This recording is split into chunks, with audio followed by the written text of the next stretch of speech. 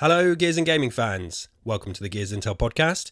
I'm your host, KDB, and you will notice if you're watching this on YouTube that I'm not joined by David and Alex today. I'm just here by myself very quickly to do a quick introduction, setting the scene for this bonus episode of the podcast. Now, this isn't a numbered episode of the show, and I want to be clear, that's not because I'm trying to devalue it. I'm just keeping the numbered episodes to the big discussions with David and Alex, and that's focused on a game or a graphic novel or something like that. But this is a bonus episode because it's a special interview with Jamie and Fraser from Steamforged Games. For those who aren't aware, Steamforged are the people behind this bad boy, the Gears of War card game, which is out now. And yes, I was lucky enough to have half an hour with Jamie and Fraser. They talked about their process that went into the card game and how to essentially bring Gears to card game form, working with the coalition and all that kind of stuff. So I really hope you guys enjoy it. It was an absolute pleasure to get to speak to the guys at Steamforged. I'll be back afterwards for a quick roundup and send off, but yep, enjoy. Yes, thank you both for your time today. I know obviously you guys at Steamforged are incredibly busy right now, so I do appreciate you both joining me for a chat. I know I speak for my co-hosts of this podcast, David and Alex. They're also big fans of the work you do, and I have other friends who have lots of products from Steamforged. So yeah, it's a real pleasure to talk to you both today.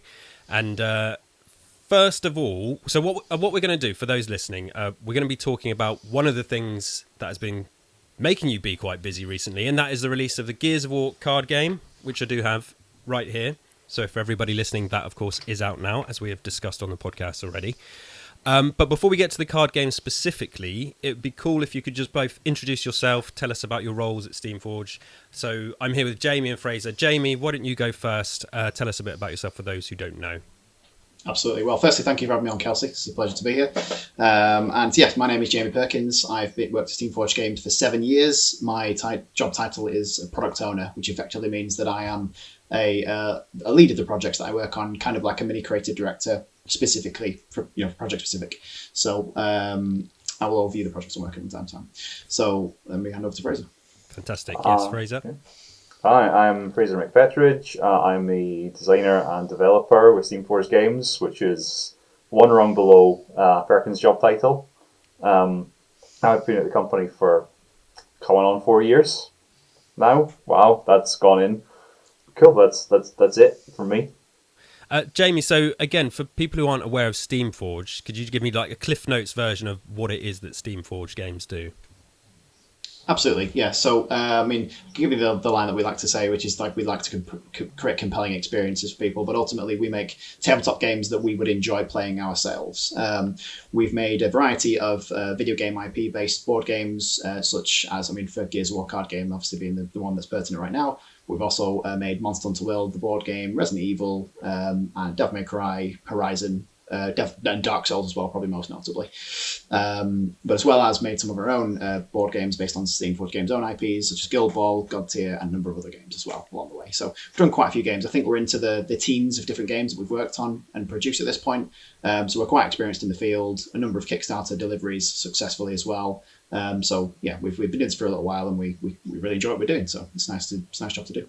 Yeah, it's fantastic. We've sort of said on the show before, it feels like you guys are sort of, you're up there now. Like, everybody knows who Steamforged are, because it's whenever there's a big announcement for these Kickstarter campaigns, it feels like it's always Steamforged. That's the ones I see and everybody gets excited about. And I know you had the big Elden Ring one as well, which was huge and very successful. And it's always nice to see, I think, you going from strength to strength and continuing to put out these, what I think are very high quality products, to be honest. So yeah, Thank you. It's awesome to see.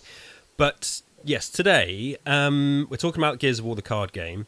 Fraser, if you don't mind, we'd start with you. Did you have any experience with Gears of War, the franchise, before you worked on this card game? And if you didn't, that's absolutely fine. It's no judgment. And just curious, and coming away from that, what's your feeling on the franchise now? So I had tons of experience. Fabulous. I was around 15, 16 when Gears of War, the first game, came out.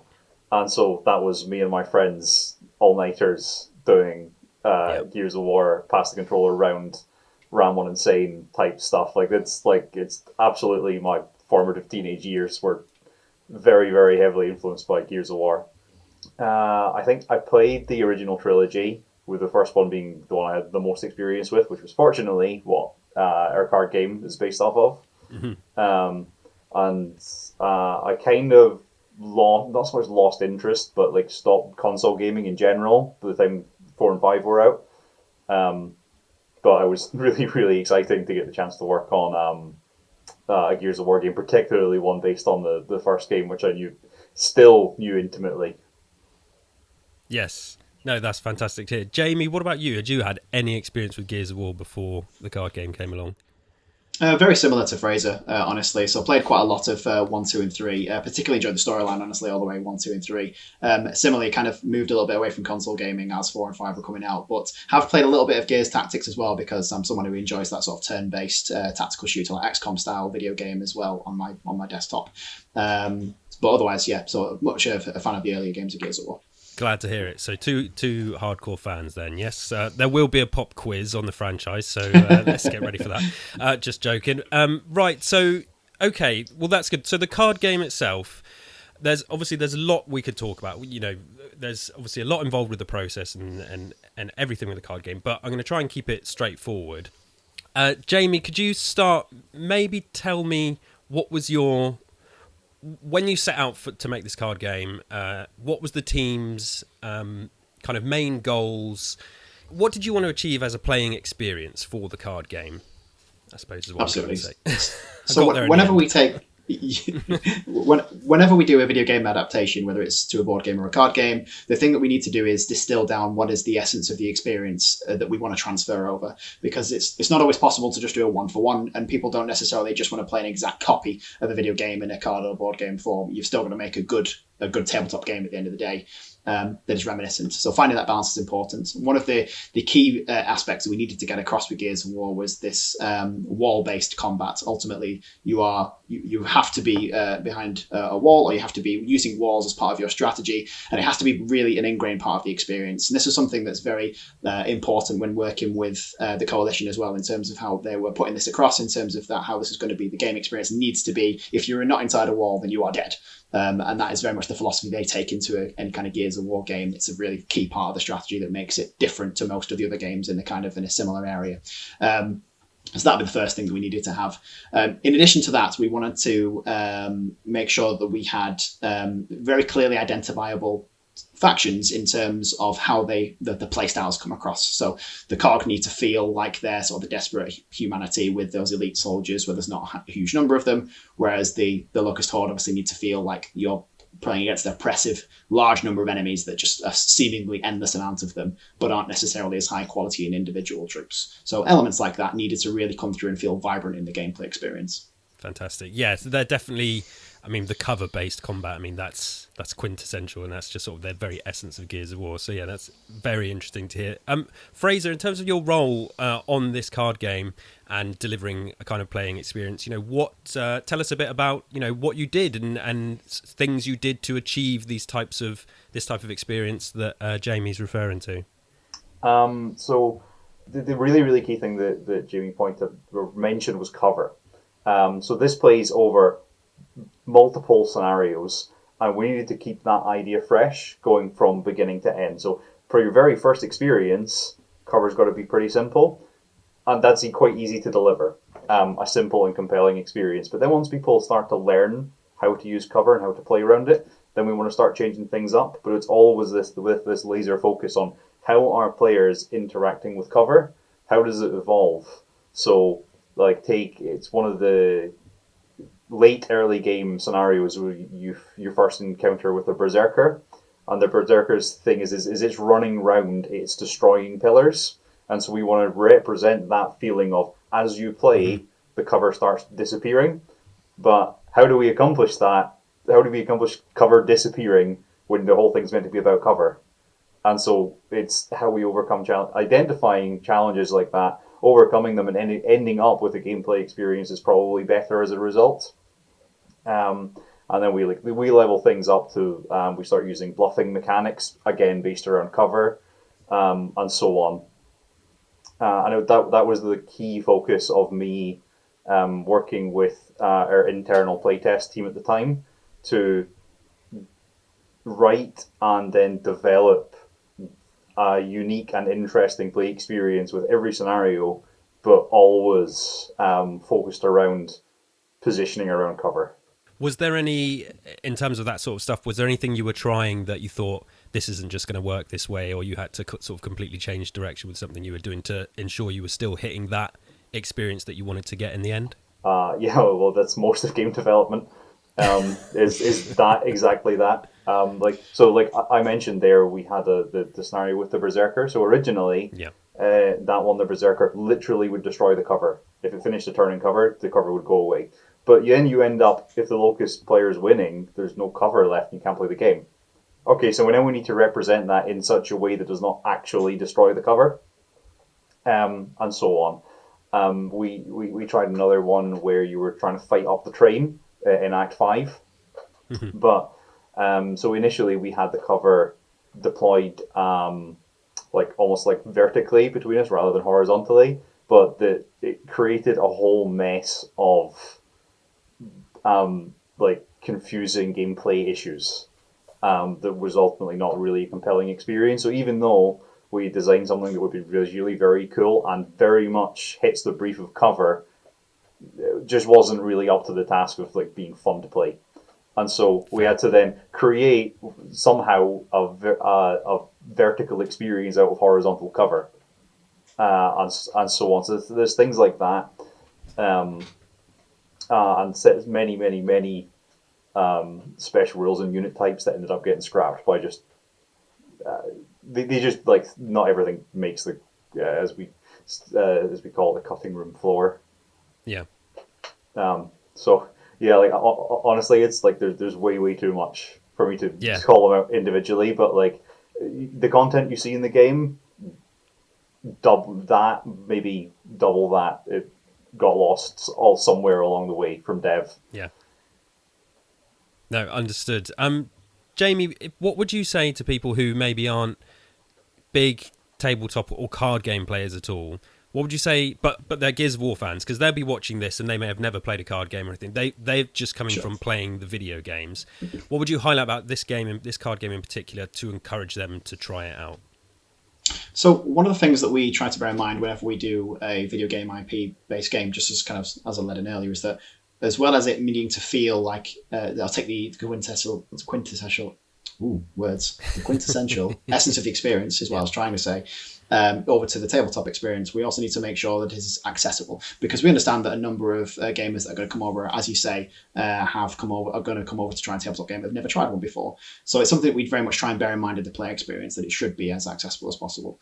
When it comes to that regard, that's why the rulebook is structured in such a way that the very first thing you do is it walks you through your very first game of Gears of War, the card game. It doesn't just give you a wall of rules that you have to read start to finish before you can even play. It's very much a play as you read rulebook. So you can open it up, it'll tell you how to do your first setup, it'll tell you how to do your first couple of turns, and it'll walk you through the different decisions you're going to do and the different special rules you're going to add. So it'll build your knowledge up and scaffold you through that starting experience as you play the game.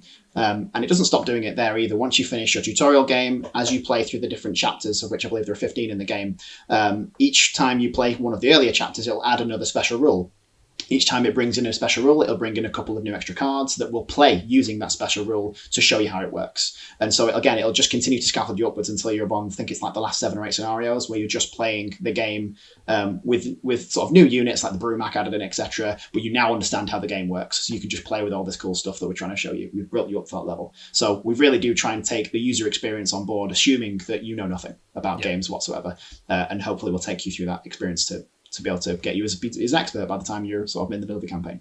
Yeah, no, that's really great to hear, because, you know, like my experience, just admittedly, like it's very sort of mid to low with these sorts of things. And so I see something like the Gears of War card game, and it can be a gateway for me to potentially play other games as well. And then I get very excited because it's Gears of War, but I'm like, oh, it's a card game. Am I actually going to understand or get what I'm doing? But you're right about the rule book. I appreciate that straight away. You look at it and it's like, okay, yeah, I can get this. And it's got nice little diagrams and shows you how to lay it out and stuff like that. So yeah, it's perfect. Please do go and check it out if you've not considered it yet. But in terms of the process and Fraser, you talked a little bit about stuff that was cut and left on the cutting room floor. But what about the process of working with the coalition, and however much you're able to say, how much were they involved? Were they good collaborators, Fraser? And is there anything you can tell us about that side of the process? Because they're obviously the current stewards of the franchise, as it were. And from our perspective as fans, they are at the moment they're quite quiet on the franchise, but it was nice when this has come along, and we've said on the show before that it's nice to know that Gears of War is still very much a thing and is kind of active, because it's been a few years since a mainline game, and we know that the coalition are very busy in the games industry. But in terms of them with this card game, how much were they involved, Fraser, and what were they like to work with? So the coalition did a thing that we as licensees love from a licensor, and that they allowed us to establish to them early on that we knew and understood their IP, and that we would treat it with the respect. We weren't just going to chuck out a random card game with a Gears of War skin on it. It was going to be a Gears of War card game. And so once we had established that level of trust between us and them, they were very easy to work with in terms of presenting our mechanical pitches and what we wanted to do with the game structure and with their in-game assets to create the cards and create the visuals of the cards. For instance, they made us a bespoke render for the box cover, which is really cool. Fantastic. Yeah, it's beautiful. And obviously, I was Jamie was more involved with the minutiae of the working with the coalition. I was mostly just like, hey, you like this mechanic? Cool. All right, testers, here's the thing, go. So I'll hand over to him. Yeah, we actually worked alongside someone from the coalition in terms of the game design for a chap called Tyler Beelman, I think is how you pronounce his name. And so he, at the time when we started working on this game, was working for the coalition, and he basically came in to work alongside the game design with our design team. And I believe he's quite an important name when it comes to games like Gears Tactics. So he's someone who has worked on at least some of the Gears video games. So bringing him as direct experience to the tabletop version as well, because he's someone that also had relevant experience working on card games in other places. So it was really great to do some collaborative work there. That was something that's very different about working this game than working with other games we've worked on. No, that's good to hear. And I don't know if you could talk much about this. So this game, it was originally announced quite a while ago, I think it was 2019. Is that correct? So in terms of the process, 2020, I think. Yeah. Or was it 2020? Yeah. So it feels like it's sort of been in the works for a while. But in terms of the process, did you have many bumps in the road? Obviously, we had a global pandemic since then, which has been a hindrance to everybody in terms of their work and creative projects. But what was that like? What's the process been like overall? Rough, smooth? Since it was originally revealed. I think it was originally shown at an event as well a few years ago. It was. And how much has it changed since then? So the game was originally debuted at a event, I think it's in Mexico, a Gears of War convention in Mexico, where it's in 2020, which was just prior to the pandemic, and it's quite literally the pandemic is what shut the project down for a little while. And quite literally, it was obviously a very difficult time for everyone there for a number of different reasons, and it was an element of not only just people survival but also company survival as well. So we effectively needed to just slow down a lot of the project we were working on at the time, which definitely affected the Gears of War card game, is why it came out a lot later. Is literally a direct result of the pandemic. Now the thing as well is that we were just on the precipice of gearing up to go to a number of shows and events like that Gears of War convention we visited in Mexico, but obviously one of the key things of COVID is it shut down all kinds of inhuman contact like that. So not only could we not really work on the game, we couldn't really promote it much either, which meant we just kind of had to fall silent about it until it was ready for release a few years later. Yeah, that's fair. And like I kind of already said, weirdly, I think it's almost worked out into the benefit of the franchise, because back then Gears 5 was still very much a sort of in the pantheon of the of the fans. It was very active. People still play it now, but it wasn't too long after the game was released.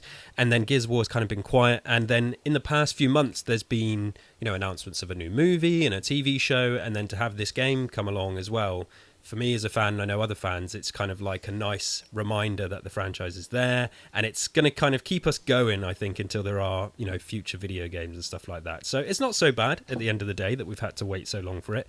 Yeah, it's a nice way to sort of drip feed Gears of War and keep the name out there in the world, I think. So before we wrap up, Fraser, is there anything else you'd want to say just about the game to encourage people to play it? Is there something you really enjoy about it personally that you'd like to express to other Gears of War fans?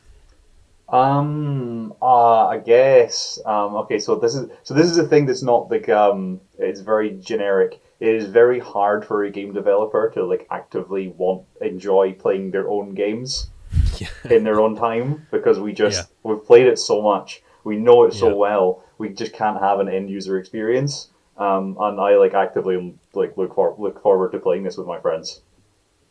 It's just a very simple, fun, quick, and engaging experience that to engage with the game. So I honestly can't pay a bigger compliment than that. Awesome.